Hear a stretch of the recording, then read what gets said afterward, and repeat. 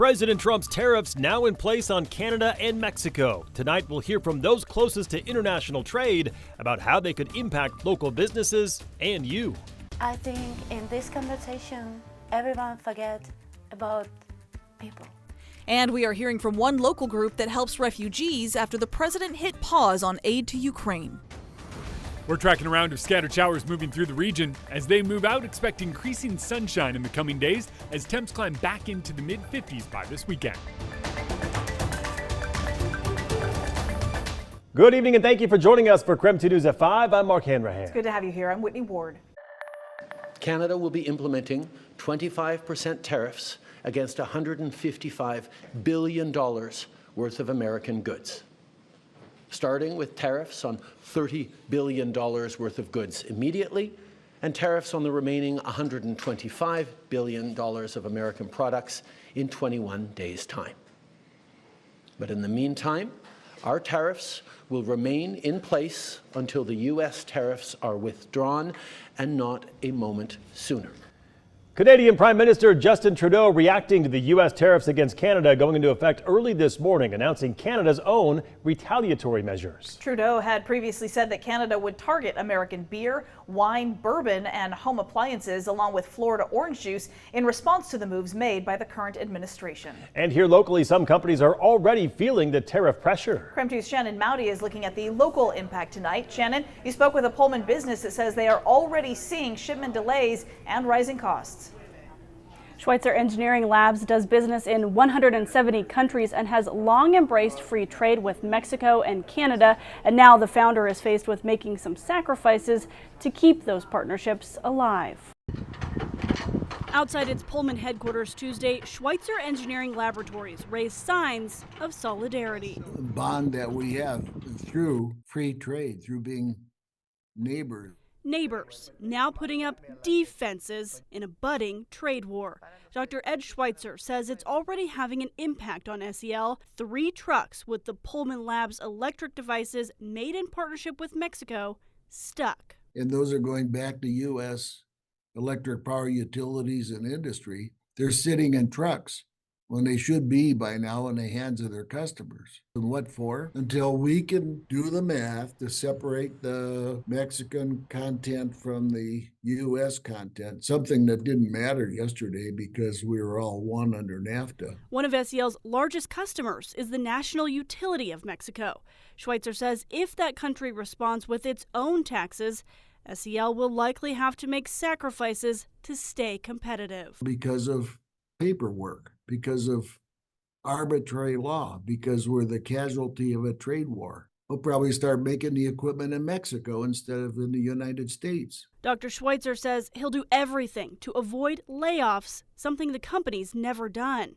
He's also against lowering employee pay, but says SEL will have to cover increased costs somehow. Where's it most likely going to come from? Our growth. The new things that we want to invent, the new businesses that we want to try. Schweitzer believes this too shall pass. He just hopes a temporary trade war won't mean mending fences for decades to come. Dr. Schweitzer says he's also taken action by contacting U.S. lawmakers, and Monday he penned a letter to Canada and Mexico vowing commitment to economic and political freedom. You can read that right now at KREM.com. All right, Shannon, thank you very much. Here's where you will likely feel the hardest punch to prices. First up, food. America gets a large supply of fruit and vegetables from Mexico, while usually they get grain and meats from Canada. Also, we could see prices going up for electronics, toys, and appliances as China supplies us with cell phones, TVs, and home appliances. Also on the list, cars and car parts. Now, last night, the White House did confirm it was pausing U.S. military aid to Ukraine. It comes after a meeting between President Donald Trump, Vice President J.D. Vance, and Ukrainian President Volodymyr Zelensky, which erupted into an open dispute. Now, the U.S. has been a key supplier of weapons for Ukraine in their 3-year war with Russia. After that heated conversation at the Oval Office, even community members here in Spokane are feeling a bit shaken. KREM 2's Christian Garza had the chance to speak with Thrive International about what they thought of Friday's meeting and what they are doing to support refugees right here in the Lilac City.